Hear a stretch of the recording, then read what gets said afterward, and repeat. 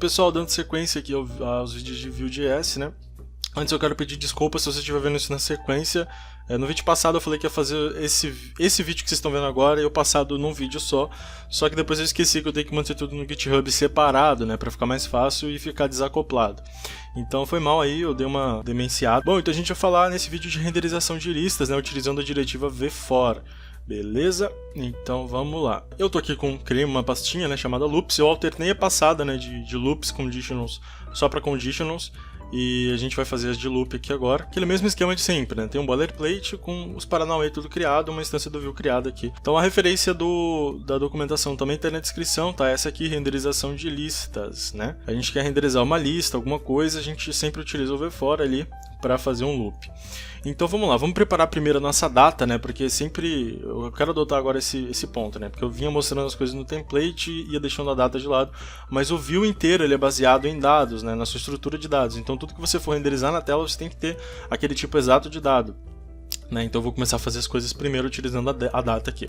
Então vamos supor que eu tenha, sei lá, uma lista de afazeres, né? Uma lista de to-dos. Então eu vou criar aqui uma lista de to-dos, né? Ela vai ser um array. Se você não sabe a diferença do array para objeto, cara, estuda isso, tá? Você vai ver muito, então você vai precisar entender o que é um array e o que é um objeto.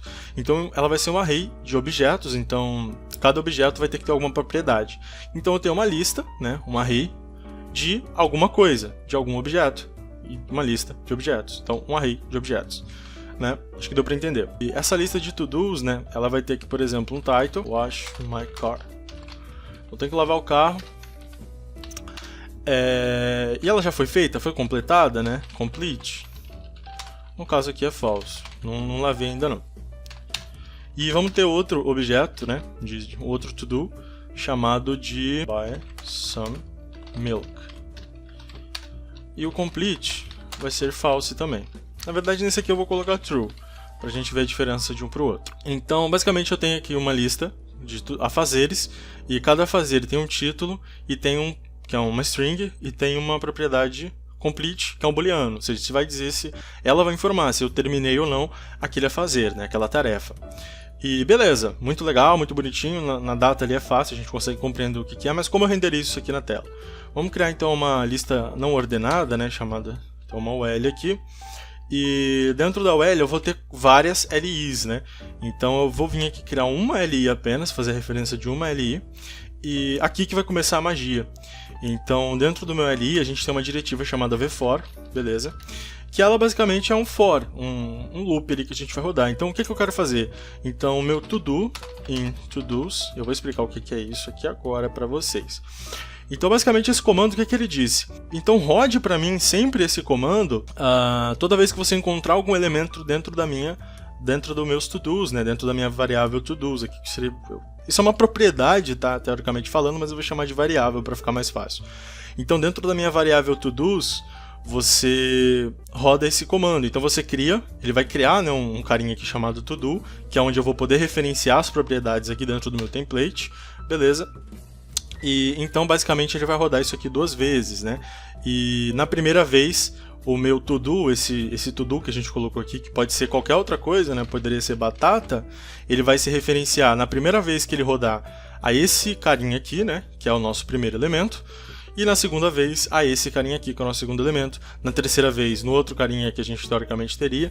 E assim sucessivamente, eu acho que você já conseguiu entender o que é. Então a gente vai dar um vfor no nosso to-do, em to-dos. Né? E aqui dentro a gente simplesmente vai colocar o nosso to-do.title, beleza? Ou seja, ele vai renderizar pra gente, né, 2 vezes o wash my car, né? Uma vez, na verdade, o wash my car e uma vez o buy some milk, e ele vai rodar isso aqui 2 vezes pra gente. Se eu vim aqui e abrir isso com o live server, né? Vocês vão ver que ele renderizou para mim, wash my car e buy some milk. Eu não sei porque que nas versões atuais do Vue isso aqui não está mostrando no console, né? Não tem esse erro ali no console aparecendo, mas ele geralmente requer que a gente, toda vez que a gente faz um vfor, né, a gente precisa passar, né, fazer o binding de uma propriedade chamada key. beleza? Eu não vou explicar muito a fundo o que é uma key, mas na verdade a key ela é uma chave, né, que o Vue tem para manter o controle interno das coisas. Então não é uma coisa que vai aparecer na tela, não é uma coisa que vai aparecer ali para o usuário no front-end, é só uma forma do Vue controlar o que cada elemento é. Então geralmente a gente tem uma chave, né, que a gente passa ali para ele manter o controle, falar não, esse item aqui tem essa chave, então ele representa isso. Antigamente ele era muito chato, ele mandava aqui no console, se você abrisse o console aqui, ele ia estar enchendo o saco falando que você precisava passar uma propriedade key. Atualmente ele não está fazendo isso, eu não sei porquê. Mas basicamente, essa key geralmente é o ID do nosso objeto, então a gente sempre, dentro do objeto, a gente costuma ter um ID, né? Então aqui o ID 123, ID 321, sei lá. Enfim, geralmente o nosso objeto sempre vai ter um ID, e a gente passa, né, como referência para cá o nosso ID. Então, por exemplo, todo.id.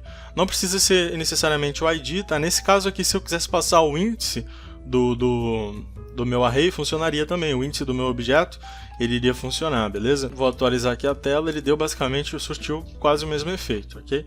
Isso aqui é simplesmente uma forma do Vue manter o controle interno. Eu não sei se isso foi depreciado, né? Se essa forma de utilizar o key dentro do V4, ela não se é utilizada mais, só que eu sempre faço assim, sempre fiz assim. Eu sinceramente não sei por que ele não está pedindo mais, beleza? Tem umas outras coisas que a gente pode recuperar dentro do nosso loop, então vamos dizer que eu quero mostrar o índice, né, do que eu estou percorrendo aqui do meu array. Então eu poderia vir aqui e colocar entre parênteses todo, vírgula, e o nome da variável a qual eu quero atribuir o meu índice, né, o valor do meu índice. Então, por exemplo, eu vou colocar index, e antes do meu todo, eu vou renderizar o meu index, beleza? Um espaço, um traço, né? E o meu to-do. Então, aqui, teoricamente, ele iria renderizar um 0 antes e o 1 depois, né? Então, exatamente foi isso que aconteceu. Ele renderizou um 0 antes do Wash My Car e o 1 para o Buy Some Milk, porque são os índices do meu array, né? Então, se eu vim aqui na minha extensão do Vue.js e eu percorrer ao meu objeto, vocês vão ver que cada um tem um índice, né? Então, o índice 0 se refere ao objeto do Wash My Car e o índice 1 se refere ao objeto do Buy Some Milk, né? O índice do meu array. Então eu posso recuperar dessa forma aqui também. Existe uma outra forma que a gente pode percorrer, né? Existe um outro tipo de dado que a gente pode percorrer no Vue.js, que são objetos. Então vamos dizer que eu tenho aqui, por exemplo, um objeto qualquer, então vamos dizer users, beleza? Isso aqui não vai ser a forma mais prática, mais usual de se representar, né? Mas eu só quero mostrar para vocês o que é possível, como que a gente percorre um objeto utilizando o V4. Então, vamos dizer que eu tenho os usuários, né? E aqui eu tenho o Daniel, que ele é um admin. Eu tenho o Thiago, que é um editor. O João, que é um guest, por exemplo. Como que a gente percorre isso aqui? Então, vamos criar aqui uma outra lista, para eu não confundir as coisas, né? Então, vou criar um parágrafo chamado users. Beleza? Aqui dentro, embaixo dele, eu vou ter uma OL, LI. E a gente vai percorrer agora um tipo diferente de dado, então ele não é mais um array, então a gente não está percorrendo objeto por objeto, a gente agora está percorrendo propriedade por propriedade, né? Então Daniel é uma propriedade do objeto usuários, Thiago é uma propriedade do objeto usuários e João é uma propriedade do objeto usuários. Então a gente pode utilizar o V4, por exemplo, como user, in users, então para cada propriedade a gente vai acessar o valor dela ali. E vamos só entender o que ele faz, né? Eu vou deixar sem key aqui mesmo, porque nesse caso não vai afetar muito não. Aqui dentro do meu V4, vamos renderizar o nosso user, né? Se a gente vir aqui dentro do nosso... a gente voltar para nossa tela, né? Vocês vão ver que ele pegou somente o valor daquele... cada um, né? Então, por exemplo, o Daniel, que era administrador, ele renderizou, né? Essa variável user, ela é referente a quê? Ao valor do meu objeto, né? Então aqui, como vocês podem ver, ó, Daniel é admin, João é guest e Thiago é editor, né? Então ele trouxe somente os valores aqui para mim. E a gente tem uma forma de recuperar, né? Quando a gente faz o que teoricamente seria o nosso índice, né? Como a gente recuperou o índice aqui em cima, a gente pode recuperar ele aqui embaixo da mesma forma. Então, por exemplo, eu poderia dizer que user na verdade não é mais user, né? User agora é role. E name seria o índice. Então eu peguei aqui a role e o name do cara. Então o valor e a chave.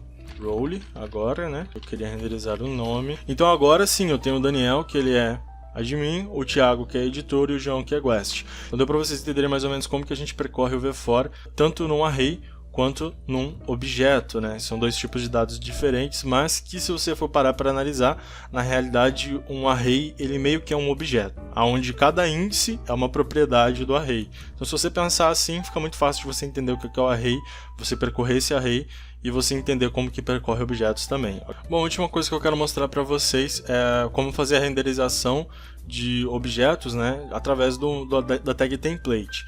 A tag template ela serve mais ou menos para você renderizar algo sem um pai, tá? Sem ter que ter um objeto pai. Então aqui sempre que a gente for renderizar algo, utilizando o VFor, a gente precisa aplicar, né, essa diretiva VFor dentro de um elemento pai. Só que às vezes isso pode quebrar o layout e às vezes não é o comportamento que a gente quer. Então a gente tem uma tag template que a gente pode estar utilizando, né? E a gente pode usar o VFor através dentro dessa tag template. Se você não entendeu, você vai entender agora. Então vamos criar uma tag aqui chamada template, beleza? E dentro dela a gente vai aplicar um VFor, beleza? Então a gente vai renderizar, pode ser a mesma lógica que a gente utilizou aqui antes, tá? O role e o nome do nosso usuário dentro da lista de usuários. Então a gente vai pegar tanto a role quanto o nome dentro dos nossos usuários. E a gente vai renderizar aqui name role, beleza? E eu vou renderizar isso aqui dentro de um parágrafo. Eu vou comentar esses anteriores que eu fiz aqui, para não ficar poluída a tela no geral. Então, basicamente, o que ele fez aqui? Ele criou pra gente, né? Ele renderizou 4 parágrafos, como a gente tinha pedido. A diferença é que colocando tudo dentro dessa tag template, ele não vai criar uma tag template aqui dentro do view. Ela serve simplesmente para ele falar, não, beleza, eu quero que você renderize isso ao lado, por exemplo, do meu H1 aqui. Então, um escopo acima. Então, aonde tiver o nível de template, ele vai renderizar os parágrafos.